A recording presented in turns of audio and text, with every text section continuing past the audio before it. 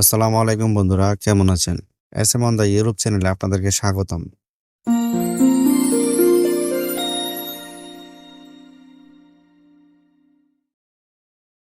আজকে আমি আপনাদের সাথে খুব গুরুত্বপূর্ণ একটি বিষয় নিয়ে আলাপ করব। বিষয়টি হচ্ছে, যেসব ভাইয়েরা বিভিন্ন সময় 2023-24 এই সময়ে ইতালিতে এসেছেন বা আসবেন, সেসব ভাইদের উদ্দেশ্যে আজকে এই ভিডিওটি।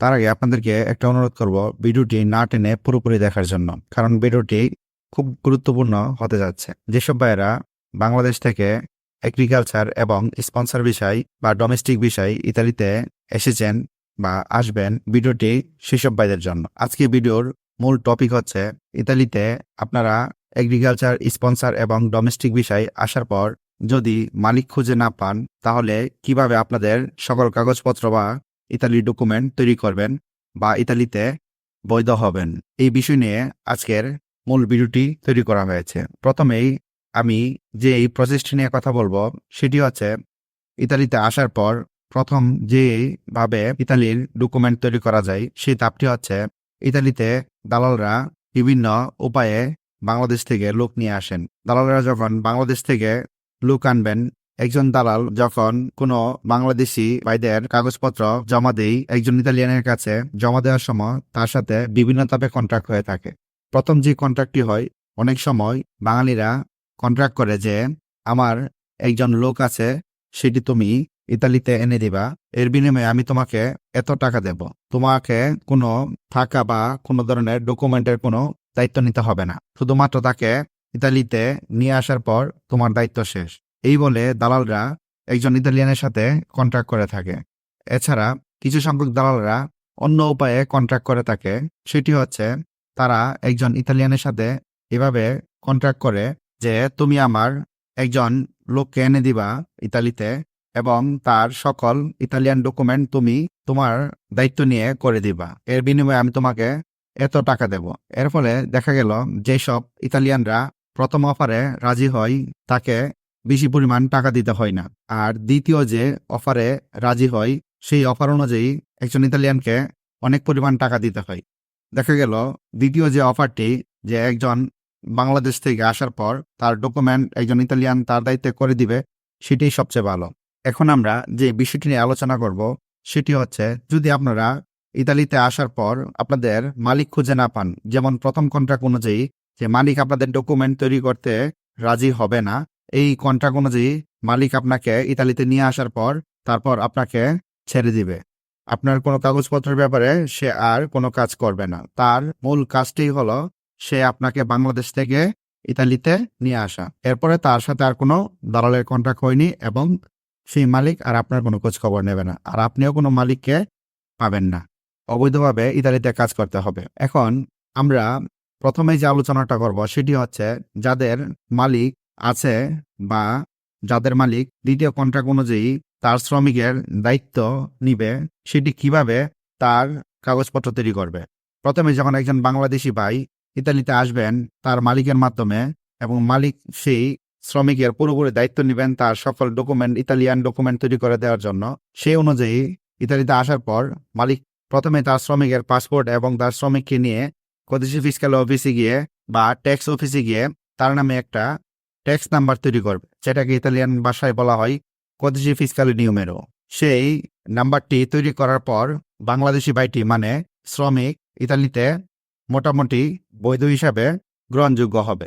তারপর তার কদিসি ফিসক্যাল তৈরি হওয়ার পর মালিক তাকে নিয়ে কস্তুরাতে যাবে, যেটাকে আমরা বলি থানা। কস্তুরাতে যাওয়ার পর মালিকের সকল ডকুমেন্ট জমা দিয়ে তার ফিঙ্গার ডেট নিয়ে আসবে। যেমন ইতালিতে থাকার জন্য তার সৌজন্য পেপার তৈরি করবে। সৌজন্য পেপারটি তৈরি করার জন্য মালিকের সকল ডকুমেন্ট আবার থানায় জমা দিতে হবে, এবং সেই মালিক তার শ্রমিককে সাথে নিয়ে থানায় যেতে হবে। পাশাপাশি একজন উকিলকেও নিয়ে যেতে হবে যদি প্রয়োজন হয়। নিয়ে যাওয়ার পর মালিকের সকল ডকুমেন্ট এবং শ্রমিকের মানে বাংলাদেশি ভাইয়ের সকল ডকুমেন্ট যাচাই বাছাইয়ের পর সব সঠিক থাকার পর তাকে ফিঙ্গার ডেট দিবে। সেটি 1.5 মাস বা 2 মাস পর।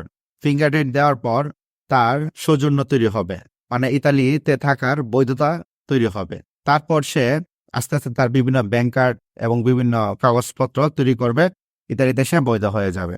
এটি হলো ইতালিতে সহজে বৈধ হওয়ার উপায়। একজন বাংলাদেশি একজন ইতালিয়ান ভালো মালিকের মাধ্যমে ইতালিতে আসার পর যেভাবে বৈধতা অর্জন করে সেটি হলো সবচেয়ে সহজ উপায়। এখন আমরা আসব সবচেয়ে মূল যে বিষয়টি আমাদের জানা খুবই জরুরি। একজন বাংলাদেশি ভাই ইতালিতে আসার পর যদি তার মালিককে খুঁজে না পান, মানে প্রথম কন্ট্রাক্ট অনুযায়ী যে মালিক তার দায়িত্ব নেবে না ইতালিতে আসার পর, সেই ভাইটি কি করতে পারেন এবং কিভাবে ইতালিতে বৈধ হতে পারেন বা কিভাবে তার ডকুমেন্ট অর্জন করতে পারে সেই বিষয়টি নিয়ে আমরা কথা বলবো। যদি একজন বাংলাদেশি ভাই ইতালিতে এসে তার মালিককে খুঁজে না পান, তাহলে তার ইতালিতে চলার পথ মোটামুটি নয়, বেশ অনেকটা কঠিন হয়ে যাবে। যেমন ইতালিতে সে অবৈধভাবে খোলামেলা যে কোনো কাজ করতে পারবে, কাজ করার পর সে কোনো কন্ট্রাক্ট বা কোনো বৈধ উপায় উপার্জন করতে পারবে না। বৈধ উপায় উপার্জন বলতে সে সরকারকে কোনো ধরনের ট্যাক্স দিতে পারবে না। সরকারকে যদি ট্যাক্স দিতে না পারে তাহলে সে ইতালিতে বৈধতা অর্জন করতে পারবে না। এর জন্য প্রথমে তার কি করতে হবে, কদেশীয় ফিসক্যালের নাম্বার মানে ট্যাক্স নাম্বারটি তৈরি করতে হবে ট্যাক্স অফিসে গিয়ে। তারপর তাকে আবার থানায় গিয়ে মানে কস্তুরাতে গিয়ে তার ফিঙ্গার ডেট আনতে হবে। এই যে দুটি জিনিস, তার ট্যাক্স নাম্বার তৈরি করা এবং তার ফিঙ্গার ডেট নিয়ে আসা, মানে যে পারমিশন ইতালিতে থাকার যে অনুমতি তৈরি করা, এই দুটি জিনিস তৈরি করার জন্য তার রাস্তাটা অনেক কঠিন। এর জন্য বাংলাদেশি ভাইকে যেটি করতে হবে সেটি হচ্ছে দ্রুত একজন ভালো উকিলের সাথে যোগাযোগ করতে হবে। সেটি হতে পারে বাংলাদেশি, হতে পারে ইতালিয়ান। এই দুইটি জিনিস তৈরি করার জন্য আমাদের মালিকের অবশ্যই প্রয়োজন। আর মালিক না থাকলে আমাদের এই দুটি জিনিস তৈরি করা কখনোই সম্ভব নয়। যেমন আপনি যখন ইতালিতে আসবেন, যেই ভিসায় আসবেন, আসার পর আপনি যদি মালিক খুঁজে না পান, ধীরে ধীরে আপনার সেই ভিসার মেয়াদ শেষ হয়ে যাবে। সেই মেয়াদটি শেষ হয়ে যাওয়ার পর আপনি ইতালিতে একসময় অবৈধ হয়ে যাবেন। যেমন একজন মানুষ যেভাবে লিবিয়া বা রোমানিয়া দিয়ে অবৈধ পথে ইতালিতে আসেন, ঠিক এরকম আপনি হয়ে যাবেন। তারপর আপনাকে ইতালিতে থাকার জন্য আজিলো বা যে কোনো ধরনের আশ্রয় গ্রহণ করার জন্য আবেদন করতে হবে। সেই আবেদনটির জন্য আপনাকে প্রথমে যেই কাজটি করতে হবে, আপনি দ্রুত একজন ভালো উকিলের কাছে যেতে হবে। সেটি হতে পারে বাঙালি উকিল বা ইতালিয়ান উকিল। সেই উকিলের কাছে যাওয়ার পর আপনার সমস্ত ডকুমেন্ট তাদের কাছে দেওয়ার পর তারা আপনার সবকিছু দেখে আপনার জন্য সরকারের কাছে আশ্রয় প্রার্থনা করবে যে আপনি ইতালিতে এসেছেন, আপনি দেশের বিভিন্ন সময় বা অসুবিধার কারণে আর দেশে যেতে চাচ্ছেন না, এখন আপনি ইতালিতেই থাকতে চাচ্ছেন। এই মর্মে বিভিন্ন কারণ তৈরি করে আপনাকে ইতালিতে বৈধতা পাওয়ার জন্য তারা সাহায্য করবে। এর জন্য উকিলকে বিভিন্ন সময়ে অর্থ পরিশোধ করতে হবে। এখানে অর্থ মূল বিষয় না। আপনি যদি ইতালিতে অবৈধ হয়ে যান, ইতালিতে থাকার জন্য আপনি অনুমতি পাবেন না। এর মানে ইতালিয়ান সরকার যে কোনো সময় আপনাকে ইতালি ত্যাগ করার জন্য আদেশ করতে পারে। তাই উকিল আপনার জন্য দ্রুত আবেদন করে আপনাকে ইতালি থাকার জন্য একটি জায়গা তৈরি করবে। যদি থানা মানে কস্তুরা আপনার সেই আবেদন গ্রহণ করার পর আপনাকে তারা একটি থাকার জন্য জায়গা তৈরি করে দিবে, মানে আশ্রয়ের স্থান তৈরি করে দিবে। তারপর সেই অনুযায়ী আপনি একটা সরকারি বা বিভিন্ন একটা সংস্থার মাধ্যমে পরিচালিত হবেন। তারা আস্তে আস্তে ফিঙ্গার তারিখ দিবে। সকল ফিঙ্গার তারিখ এবং সকল ডকুমেন্ট আপনার উকিল প্রসেসিং করবে।